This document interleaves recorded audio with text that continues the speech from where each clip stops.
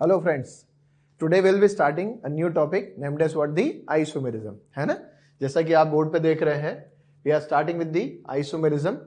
Isomers के बारे में बच्चों तुमने पहले सुन रखा होगा।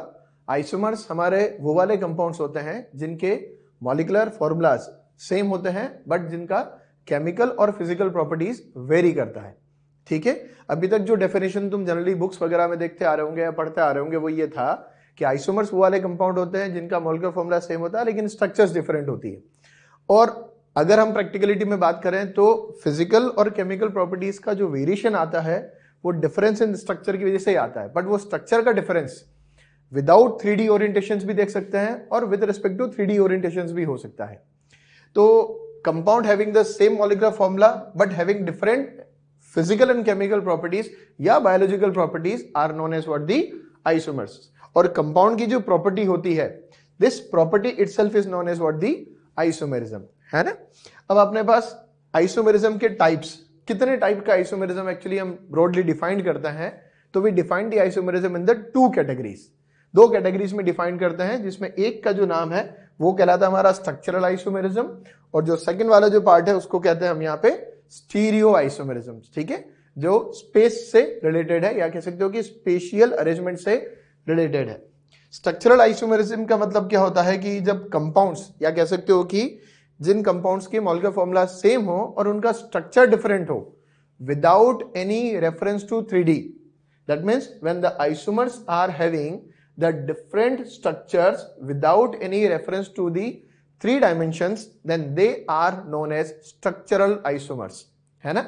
एक इंपॉर्टेंट बात मैं इसमें बोलूं, स्ट्रक्चरल आइसोमर्स और स्टीरियो आइसोमर्स। अब जैसे वर्ड यूज किया अपन ने स्टीरियो आइसोमर्स, दोनों के डेफिनेशन में एक स्लाइटली अंतर ही आ रहा है कि ये तो डिफरेंस दिखा रहे हैं, स्ट्रक्चरल वाले दिखा रहे हैं difference without any reference to 3D, और जो स्टीरियो आइसोमर्स होते हैं they are having the different structures with reference to the 3D। ठीक है, अब कहेंगे सर ये 3D में ओरिएंटेशन हम कैसे देखेंगे या स्ट्रक्चर्स में डिफरेंस कैसे देखेंगे, विदाउट 3D क्या होगा, विद 3D क्या होगा। तो दो इंपॉर्टेंट पार्ट मैं यहां पे डिस्कस करूं, वो ये स्ट्रक्चर आइसोमर्स जो होते हैं या स्ट्रक्चरल आइसोमर्स जो होते हैं जिनको हम कंस्टिट्यूशनल आइसोमर्स भी बोला करते हैं, वो आइसोमर्स हमारे पास एटम की कनेक्टिविटी डिफरेंट रखते हैं। कंपाउंड जिनके मॉलिक्यूलर फॉर्मूलाज सेम हो लेकिन उनकी स्ट्रक्चर्स में डिफरेंसेस आ रहा है because of the different connectivity of the atoms. और जब एटम की कनेक्टिविटी सेम होती है लेकिन उनका स्पेस में अरेंजमेंट जो होता है, 3D अरेंजमेंट जो होता है, अगर वो डिफरेंट होता है तो that itself is known as what the stereoisomers. उनको क्या बोलेंगे अपन, स्टीरियो आइसोमर्स। अब हम क्या करेंगे, इन दोनों को थोड़ा सा ब्रॉडली क्लासिफाई करने के लिए जो है आगे प्रोसीड करते हैं कि what are the type of structural isomerisms and what are the type of the stereo isomerisms, है ना। आप वीडियो को एक बार पॉज करके डेफिनेशंस को पहले नोट डाउन कर लीजिएगा और नोट डाउन करने के बाद then listen then very carefully कि आपके पास कौन सा आइसोमर किस कैटेगरी का है और उसको किस तरह से क्लासिफाई कर रखा है, राइट। ठीक, अब हम आगे बढ़ते हैं with respect to the structural isomers. सबसे पहले will be defining the structural isomers, फिर उसके बाद will be going with the stereoisomers. ठीक है, अब स्ट्रक्चरल आइसोमर्स जैसे मैंने अभी आपको वर्ड यूज किया कि ये वो वाले आइसोमर्स होंगे जिनमें हमारे पास कंपाउंड्स के अंदर एटम की कनेक्टिविटी डिफरेंट होगी, राइट। तो कौन कौन से टाइप्स के ऐसे पार्ट होते हैं या कौन कौन से ऐसे टाइप्स होते हैं जो स्ट्रक्चरल आइसोमर्स में इंक्लूड होता है, तो will be having structural isomerism further classified. ये हो गया हमारे पास। सबसे पहले अगर बात करेंगे तो will be having the chain isomerisms, जिनमें हमारे पास कार्बन का skeleton with respect to principal chain और साइड चेंज वो चेंज होगा, है ना। अभी एग्जांपल्स के साथ और एलिबोरेट करेंगे इसको। सेकंड वाला जो पार्ट होगा हमारे पास वो आएगा हमारा पोजीशन आइसोमेरिज्म। ठीक है, थर्ड वाला जो पार्ट आएगा बेटा वो लिया हमने यहाँ पे ring chain isomerism. Ring chain isomerism एक सेपरेटली आइसोमेरिज्म का टर्म नॉर्मली यूज नहीं किया जाता, बट फिर भी आप इस तरह से ले सकते हो कि अगर कोई साइक्लिक और असाइक्लिक कंपाउंड्स ऐसे आपको दे रखे हैं जिनमें हमारे पास कंपाउंड के मॉलिक्यूलर फॉर्मूला सेम हो, तो इस तरह के कंपाउंड्स जो हैं उनको रिंग चेन आइसोमर्स क्लासिफाई करते हैं। ठीक है, ब्रॉड क्लासिफिकेशन या ब्रॉड डेफिनेशंस वाला जो पार्ट है वो अब आगे इंक्लूड करेंगे। पहले आप टाइप्स नोट करते जाना एक एक करके। स्ट्रक्चरल आइसोमेरिज्म का टाइप हो गया chain isomers, position isomers, ring chain isomers और उसके बाद जो नेक्स्ट कैटेगरी है वो है हमारा फंक्शनल ग्रुप आइसोमर्स। बेटा नाम में दिख रहा होगा फंक्शनल ग्रुप्स, है ना, बताएंगे अभी इसको, फंक्शनल ग्रुप आइसोमर्स। उसके बाद आएगा हमारे पास नेक्स्ट कैटेगरी में फंक्शनल ग्रुप के बाद आएगा metamerism, will be having another category that is called metamerism. और उसके बाद हम यहाँ पे नेक्स्ट कैटेगरी लेके चलेंगे which is a very important part that's called tautomerisms. JEE के अंदर मैक्सिमम क्वेश्चंस जो होते हैं आपके वो नॉर्मली चेन पोजीशंस वाले तो थोड़े कम आते हैं, बट टोटोमेरिज्म वाले क्वेश्चंस आपके इंक्लूड ज्यादा रहते हैं, ठीक है। अब वन बाय वन अगर यहाँ पे अपन आइडेंटिफिकेशन करें तो चेन आइसोमेरिज्म पे पोजीशन आइसोमेरिज्म ये क्या क्या होती है, तो will be going with the elaborated part now.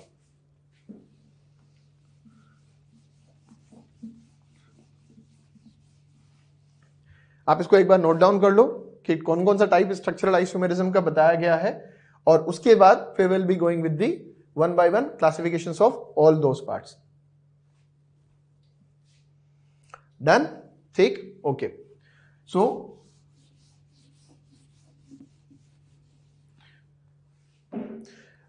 First category is nothing but the chain isomerism. पहला कैटेगरी जो हो गया हमारा वो हो गया कौन सा, चेन आइसोमेरिज्म। क्या मतलब होता है चेन आइसोमेरिज्म का, तो अगर मैं इसको यहां पे डिफाइन करूं, सो व्हेन द आइसोमर्स, अब अपन बार बार वो डेफिनेशन को रिपीट नहीं करेंगे कि compound having same molecular formula but having the difference in this part. तो जब मैं इस तरह से ले लिया ना, व्हेन द आइसोमर्स, जैसे मैंने वर्ड यूज किया आइसोमर्स, इसका मतलब ऑटोमेटिकली हो गया कि जिन कंपाउंड्स के मोलेकुलर फॉर्मूला सेम है लेकिन जिनका स्ट्रक्चर विदाउट 3D और विद 3D डिफरेंट हो सकता है, ठीक है। So when the isomers are having the difference in the main chain, main chain का मतलब हो गया प्रिंसिपल कार्बन चेन जो अपन लेके चल रहे हैं ऑर्गेनिक कंपाउंड्स के अंदर, वो वाला पार्ट मेन चेन और side chain, then they are the chain isomers,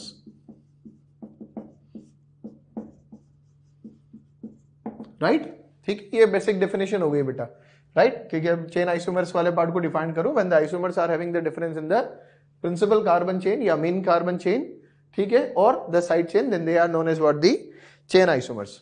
अब अपने पास चेन आइसोमर्स देखने का तरीका क्या रहेगा, तो जैसे अगर मैं एग्जांपल इंक्लूड करूं, so let's see the examples. जैसे हमारे पास नंबर 1 एक सिंपल सा पार्ट बात करें कि अल्केन की सीरीज लेके चलते हैं, है ना।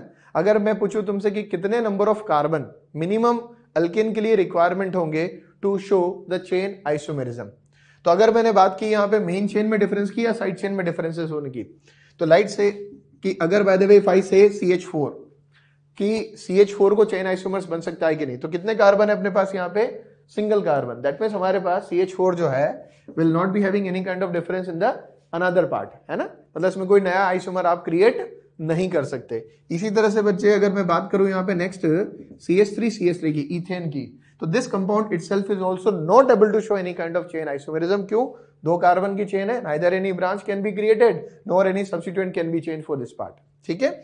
इसी तरह से अगर मैं बात करूं, let's say CH3 CH2 CH3 propane तक आ गए। अब प्रोपेन में अगर कहें कि सर ब्रांचिंग ला सकते हैं क्या, तो 3 कार्बन की चेन के अंदर भी मैं कोई ब्रांच कार्बन की यहां पे इनकॉर्पोरेट नहीं कर सकता। दैट मींस हमारे पास ये कंपाउंड भी आइसोमेरिज्म, चेन आइसोमेरिज्म को शो नहीं करेगा। अब अगर अपन बात करें यहाँ पे नंबर 4 जो सबसे इंपॉर्टेंट पार्ट है, ठीक है, अगर by the way if I include a carbon chain, ये मैंने कार्बन चेन बनाई यहाँ पे 4 कार्बन के थे, ठीक, this is called normal butane, इसको आईयूपीएसी बोलोगे तो ब्यूटेन करके हो गया। अब अगर कहें कि सर इस कार्बन चेन को अपन यहाँ पे और छोटा कर दें, दैट मींस हमारे पास इस कार्बन चेन का पार्ट हमने यहाँ पे क्या किया, इस तरह से बना दिया CH3 CH और यहाँ पे कर दिया CH3 and let us say we are putting a branch, ठीक है, कॉर्नर पर ब्रांच नहीं लगाना है, राइट। अब आपके पास यहाँ पे क्या हो गया, ये 4 कार्बन की चेन थी प्रिंसिपल कार्बन चेन, इसमें अगर प्रिंसिपल कार्बन चेन देखोगे तो कितनी हो गई, 3 कार्बन की। तो ये वाला जो पार्ट हो गया this is nothing but, common नाम के हिसाब से बात करूं तो this is called an butane, और अगर इसकी बात करें तो इसको क्या बोलेंगे अपन, आइसोब्यूटेन। तो अपन इसको एक जनरलाइज वे में इस तरह से डिफाइन कर सकते हैं कि that alkane compound alkane if are able to show the chain isomerism then they should have minimum 4 carbon atoms, है ना। अगर अल्केन को चेन आइसोमेरिज्म शो करनी है तो उसके लिए उसको मिनिमम नंबर ऑफ कार्बन जो चाहिए वो कितना चाहिए हमारे पास 4 कार्बन, क्योंकि उससे कम कार्बन वाले पार्ट में हमारे पास कोई साइड चेन में या कोई ब्रांचिंग वाले पार्ट के रेस्पेक्ट में हम नया isomer develop chain isomer develop नहीं कर सकते। अब ये तो हो गया हमारे पास, जैसे 4 कार्बन का ब्यूटेन हुआ तो उसके हमारे पास 2 कंपाउंड बन गए, ब्यूटेन और आइसोब्यूटेन। दोनों में रिलेशनशिप अगर कहूंगा तो कौन सा रिलेशन हो गया दोनों के बीच में, तो they are nothing but the chain isomers, ठीक है। Will write down this as CI। अब अगर मैं नेक्स्ट मेंबर की बात करूं यहां पे फर्दर, अगर मैं आगे प्रोसीड करूं, 4 कार्बन की चेन ली थी, नाउ लेट अस कंसीडर दी 5 कार्बन चेन। अब थोड़ा बॉन्ड लाइन स्ट्रक्चर वाले पार्ट को अपन इस तरह से इंडिकेट कर रहे हैं, ठीक है। This is nothing but N pentane, क्या बोलेंगे इसको, N पेंटेन, नॉर्मल पेंटेन, और आईपीसी अगर बोलना होगा तो आप बोल सकते हो सिंपल पेंटेन।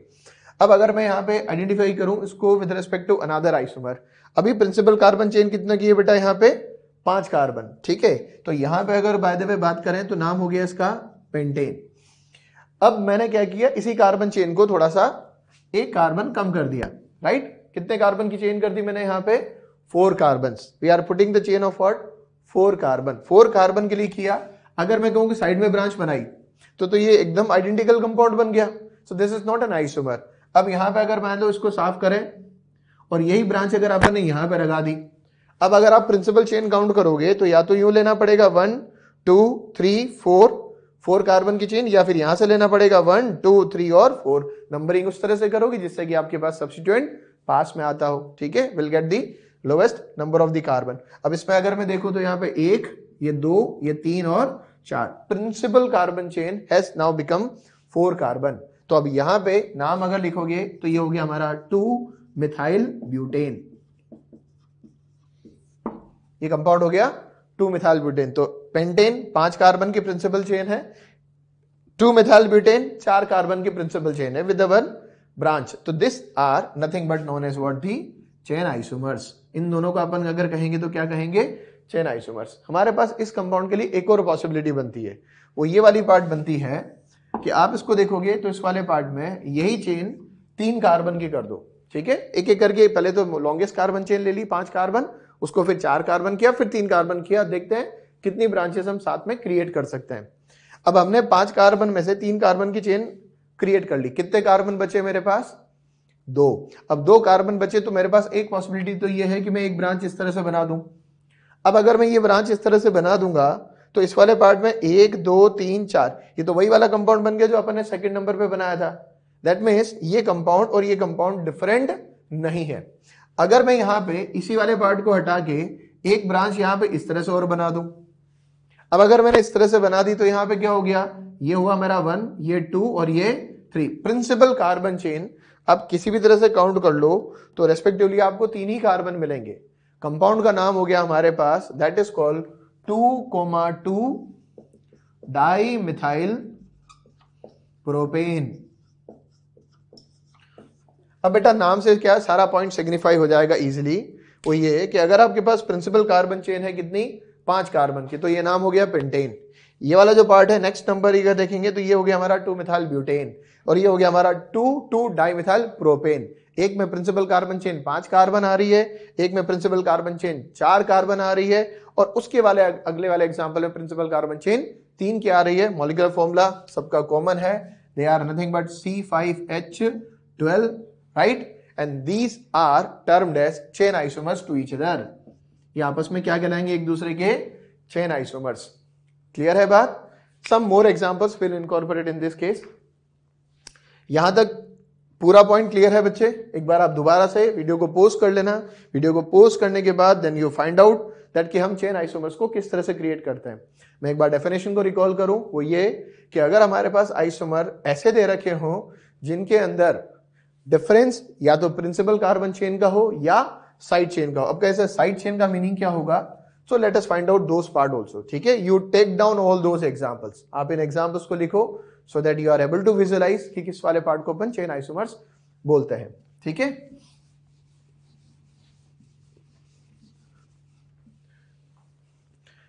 अब नेक्स्ट जो है तो जैसे इंक्लूड किया एग्जांपल नंबर 6। सपोज करो like we are having a functional group containing compound, है ना, this is taken as a butanoic acid, ठीक है। प्रिंसिपल कार्बन चेन अगर मैं बात करूं तो 1 2 3 और 4, 4 कार्बन की प्रिंसिपल कार्बन चेन हो गई। कंपाउंड को नाम दे दिया आपने ब्यूटेनोइक एसिड, ठीक है, वो एक एसिड कार्बोक्सिलिक एसिड है।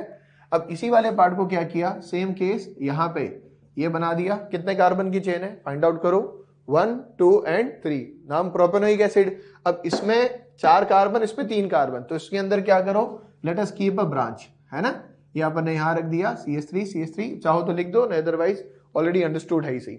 अब अगर मैं यहां पे बात करूं तो उसका नाम हो गया क्या, 2 methyl propanoic acid, 2 methyl propanoic acid. These names will also be giving you the revision part of the IUPACs, है ना। अब ये हो गया ब्यूटेनोइक एसिड, 4 कार्बन की प्रिंसिपल चेन है।